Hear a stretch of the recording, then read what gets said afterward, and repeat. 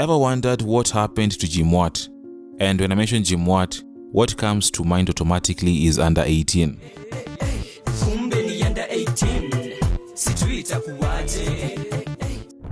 Rising to fame as a teenager can be a blessing and a curse. For some, it's a blessing in disguise. For Jimwat, it came as both. In the 2000s, he was considered one of the youngest and the biggest genge artists in Kenya. Many remember him because of the song that I've mentioned, Under 18. But that's not the only song that he did. He featured in other big songs like Mbaka Che featuring Pilipili, Roundisi Mchezo featuring Major and Mad Tracks, and Paulina, which he did with Gabu of P Unit.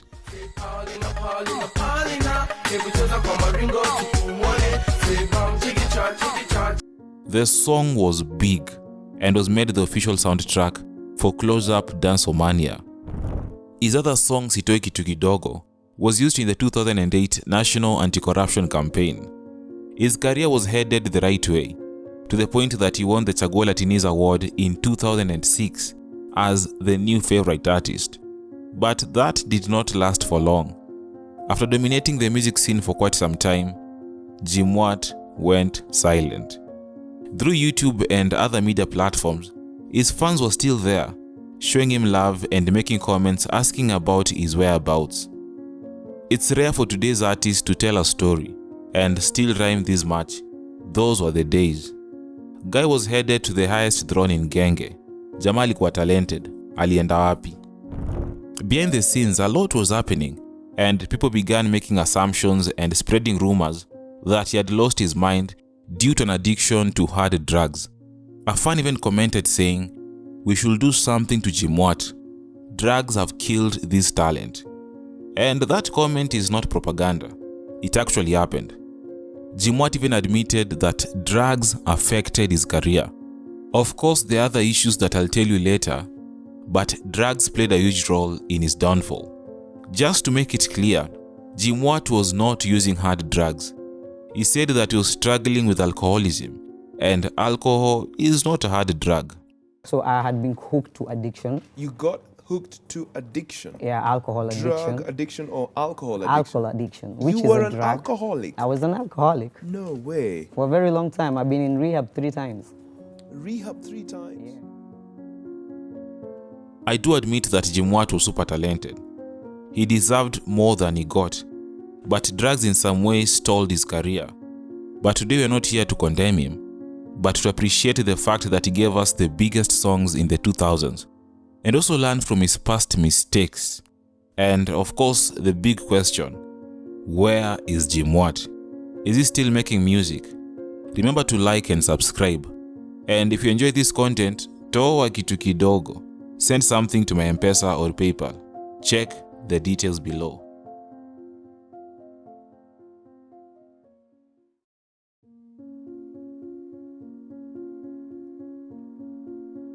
Born in 1985, Jimwat was brought up in Kikuyu, where he attended Musa Gita Primary School and later Chinga High School in Nyeri County. He joined college to study graphics and design, but he didn't graduate because he was a superstar. And we'll know later if he graduated. Jim Wadhigomboro, or Jimwat, was once one of Kenya's biggest artists, and that did not happen overnight. His journey into the music began way back as a kid at Musa Gita Primary School, where he wrote rhymes or lyrics, but he was young and was just doing guesswork. But he was still considered a hero and would perform for his schoolmates. Yeah. But sasa mimi inabidi nipige rhymes zangu. Kuna nakumbuka zilikuwa shady rhymes, but they were my first ever rhyme niliandika. Ilikuwa something like it's cool, fool, bulls on my garden and made them as lay them and I know I'll make it. Nimeshapiga hivyo class yetu iko. Nimechachisha. Because wasi wako like hiyo ni ngoma ya nani? Mimi naambia ni ngoma yangu, aniambia zini, kaambia endeni tafute kama kuna ngoma kama hiyo. Weekend nzima hakuna mse aliipata. Then the next week nimeka mna ngoma ingine. In the beginning, he was inspired by the US rappers and even rapped using English, which would later change. In high school now, he was certain that he wanted to pursue music. His entry into the music industry was not deliberate, but by accident, and here's why. While in high school, he used to listen to radio a lot, especially the Hits Not Homework show on Capital FM. At the time, it was being hosted by Eve D'Souza. One day, Caliph record artists were being interviewed on Capital FM.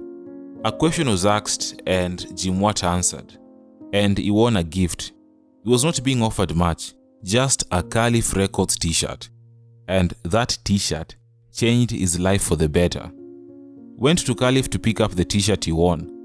While there, he met artists at Caliph who challenged him to start rapping, and he actually did that, but using English, and was told to be authentic and write songs in Swahili.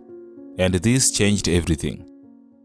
When I met them, nikamwambia mimi msanii nini, nikarap my first songs. Nakumbuka kina Jua Kali, the first question waliniuliza, mzee, unaongea poa, unaongea na sheng, lakini ukirap una rap na kizungu kama kina Rick Ross na nani. Mzee, si rap vile uongea, hivyo ndivyo nilianza kurap na Kiswahili vile muongea. He debuted into the local scene while in Form 3 with a song called Sema Nami Sweetie. Sema nami sweetie, last time leliksoro maze, mambo ikuwa fiti, lakini sana hisi bila weze. It was a love letter to a girl he liked. It was a good song, but not the video. It was a simple and plain video. And yes, these are belly bottom pants these guys are wearing. And they are back, so don't think you're the first one to wear them. Anyway, fans didn't seem to care about the quality of the video. This video was even played on The Beat. Now, if you have no idea, The Beat was the biggest music TV platform, and every artist wanted his song to be played on The Beat, but not everyone was played. DJ Pinya had his favorite. For the record, when he recorded his first song at Caliph Records with Clemo and Jua Kali, they did not release the song until he finished his high school education. After high school, the Sema Nami Sweetie video was released in 2004, and he went on to release other songs like Dema na Kapoa, Manziwa Mta featuring Lady S, and Paulina, which we can say was a hit song. In the song Paulina, there's Gabu who sang the chorus, but at that time he was in a group called Rafters. Later on, he went on to form P Unit, which also ruled the Kenyan music scene.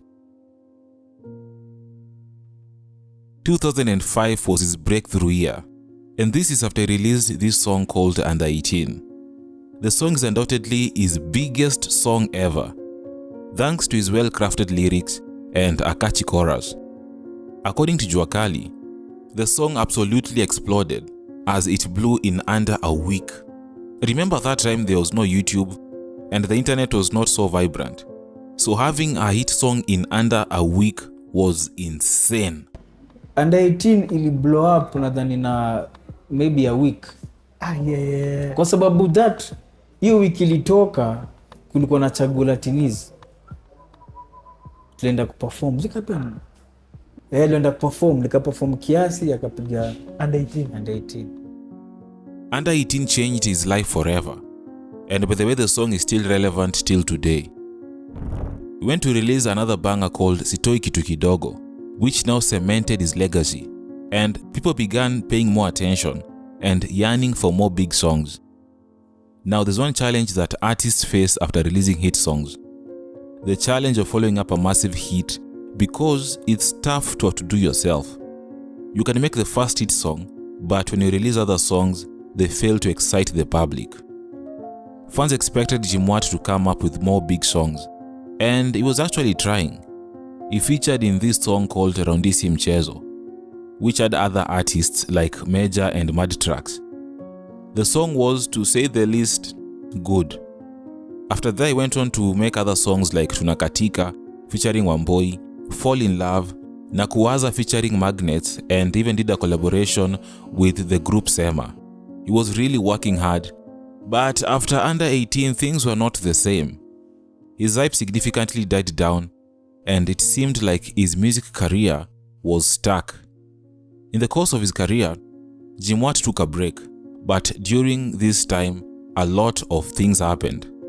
Kenyans began speculating that he was into hard drugs, is not okay mentally, and that he was picking papers off the streets. Some blogs even claimed that his parents paid for his rehab in Germany in 2012, but after he came back to Kenya, he relapsed. A lot of imaginary things were said, and some accusations were false. The truth is, Jimwat was battling alcoholism. Jimwat was doing stage performances while drunk. At one point, he was taken off the stage when he nearly dropped off for drunkenness. He once went to an award show while drunk, and even worse, he was going to the studio to record music when he was drunk. Hii time ulikuwa na drink kabisa. Yeah. Relationship yako na Khalif, what was happening? Did you ever go to the studio drunk? Hizo ni experiences mingi sana. Yeah. So kuna times walijaribu kunisaidia but ilifika point kama vile mtu mmoja hapo alisema like si ni mabro wako kibro but si bro wako, unajua? Yeah. Ile like wewe uta have to kuenda. Yeah, because I think nilikuwa nasumbua sana. He also spent more time at the bar than at his place, and at times he would sleep on the bar counter. According to Jimwat, he started drinking in class 7, but at that time he was just experimenting with his friends. And when he grew older, he started drinking for fun once in a while, which transcended to drinking during performances, and before he knew it, he was dependent on alcohol. The entertainment industry as we know it requires a lot of discipline to avoid pressure to indulge in alcohol or drug use, which Jimwat lacked back then. His alcohol addiction almost cost him his dear life. In 2014, he got into a car accident and was diagnosed with multiple fractures on his legs and ribs. He was bedridden for a few months. It was a bad accident, and this was the turning point. He vowed to change his life for the better. Vile ili happen, niliumia multiple fractures na nilihave kuwa bedridden na have surgery ku reconstruct mguu yangu cause ilikuwa shattered. Yeah. Okay.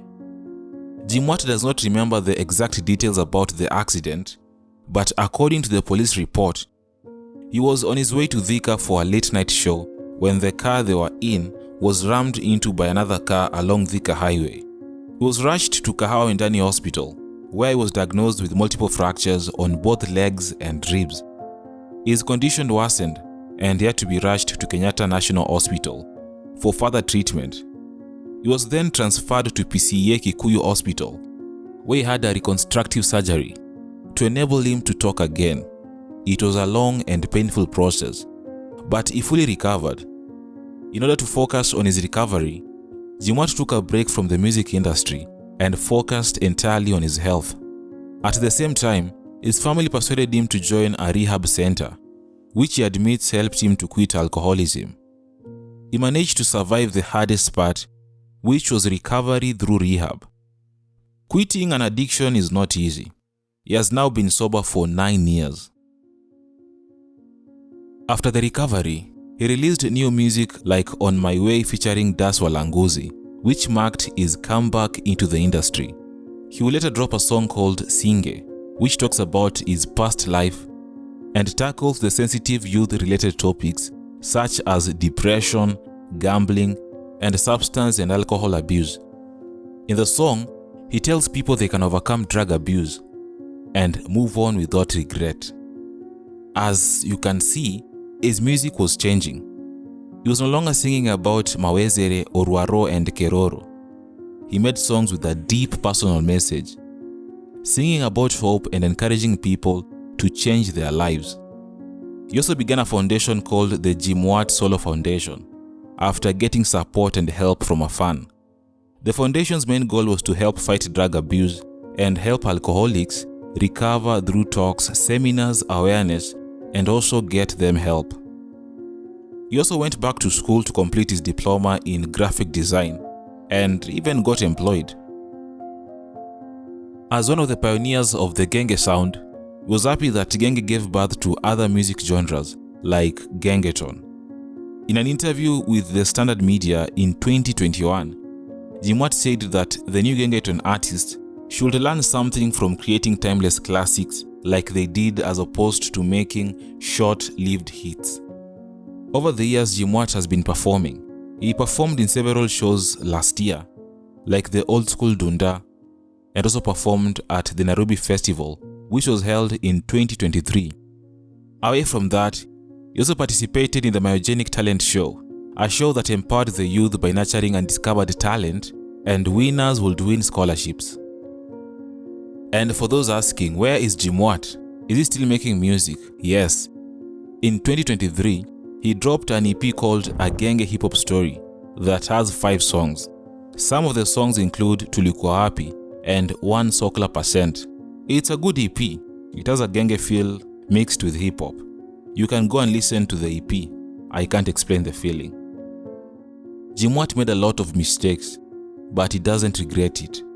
He learned from his mistakes and is now focusing on his new music and raising his daughter.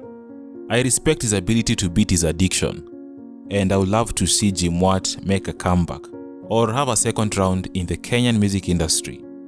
I wish him nothing but the best. Thank you for watching this video, and let's meet on the next video.